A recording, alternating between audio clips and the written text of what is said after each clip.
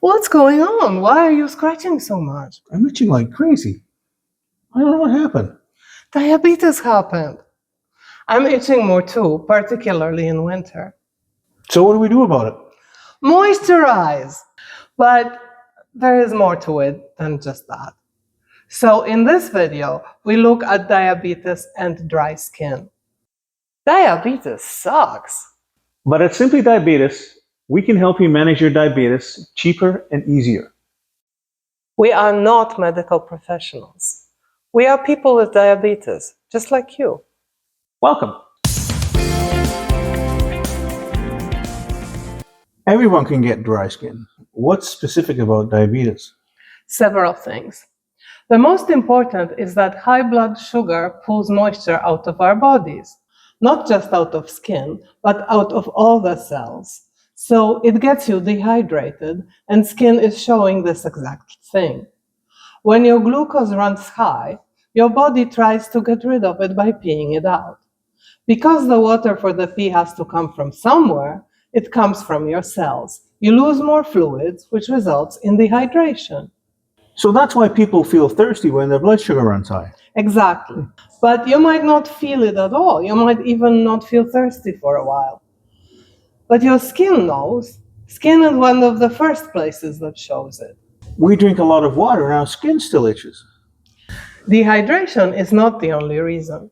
Diabetes can cause poor circulation, which means less blood flow. And that means nutrients can't get to where they need to go. So we get less nourishment to skin, including less oxygen. This is particularly true for legs and feet. When skin can't repair itself as it normally would, it itches. What about nerve damage? That's another factor. If you have neuropathy, this can reduce sweating, particularly in the feet and lower legs. Ah, sweat is wet. It is. And when there's less sweat, there's less natural moisture. The result is exactly what you'd expect: cracking and flaking and itching. Cracking sounds bad. It is bad, not only because it looks bad, but also because it opens our skin up for infections and irritants from the environment. Our skin protects us from the outside dangers. If it cracks, that spot is a lot less protective. So bacteria and fungi can get in. Yes, and an infection can be dangerous, particularly if it happens to you on your foot. We have a separate video about caring for your feet. Check it out for more detail.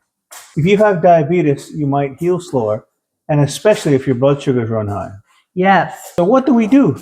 Don't say we need expensive moisturizers and spa treatments. No, we definitely don't need that. It might be nice, but there are a few inexpensive things we can do, and they are just as effective. Maybe even more so. The first one is hydration. It's always about drinking water. It is. The key here is to drink water throughout the day. Don't wait until you're thirsty. Have a few sips here and there. We always have water nearby. I knew it was important to stay hydrated, but I didn't realize it was so important for my skin. There is one thing that is even more important than water. Alcohol? Keep your blood sugar in the healthy range. That's our advice for any diabetes-related problem. Yes, that's because sugar influences every cell of our body. Good sugar control will do you more good than the best cream, lotion, or serum that you can buy. So that's internal water. What about on the outside? How you clean matters greatly. Clean yourself gently. When you shower, use warm water, not hot. I know you do that, but I love hot water. Then at least make it short. You don't want to strip away the protective coat that your skin is covered with. Also, use gentle cleansers. Fragrance-free are the best. We have a friend who makes her own soap. It's awesome. By short, do you mean as short as you can with a body as this big? You want to make your own soap? No, I won't go this far, although her soaps are to die for. But look for a soap that you would use for a baby. If it's gentle enough for a little one, it's good for us too. We want to avoid infections. So how about an antibacterial soap? That's too harsh. There are good bacteria on our skin too, and we don't want to kill those. I would avoid antibacterial soap unless your doctor prescribed it. And even then, I would only use it in a specific area and only when absolutely necessary. I see you moisturize every day. I do. There's the right way to moisturize. Trust you to find that. I apply my moisturizer immediately after showering. My skin is towel dry but still slightly damp, and the moisturizer is more effective this way. I moisturize my arms and legs most, paying special attention to my feet. You moisturize my feet too. My podiatrist prescribed a specific moisturizer that contains urea. Yes, that's one of the best ingredients for diabetes. Other great ingredients are lactic acid, glycerin, and ceramides. Ceramides? Ceramides? Is it like ceramics? No, ceramides. Sounds expensive. Not necessarily. You don't need an expensive brand. Baby oil works. My great aunt, who was into herbs and natural healing, used to recommend olive oil. My feet get particularly dry.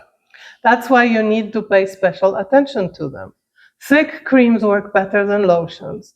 If your skin is particularly dry, use heavy moisturizer and put on cotton socks. This will help hugely. My dad tested it out very thoroughly. My podiatrist warned me against putting moisturizer between my toes. She said moisture there can invite fungal infections. Also, check your feet every day. Watch out for cracks and redness. Visit a podiatrist as soon as you notice anything unusual that won't go away in a day or two. Don't wait. Feet issues are serious. So what else can we diabetics do about skin? We can provide good nutrition. Proteins help skin repair, not only muscles. Healthy fats, like olive oil, avocado, fatty fish, or eggs, help skin retain moisture and keep supple. We also need some vitamins. So pick a good vitamin pill? Before you do that, make sure you're eating well. Zinc and vitamin A are particularly helpful for skin dryness. Zinc is in meat, poultry, eggs, and fish. The same sources contain vitamin A, but you can also get it from orange vegetables like carrots or butternut squash. What else? The air moisture is also important. In winter, we heat our homes and the air gets dry. So a humidifier might be exactly what we need. Also, my mom taught me something that I'm surprised more people don't know. Don't put your moisturizer on your skin right before you leave the house if the temperature outside is below freezing.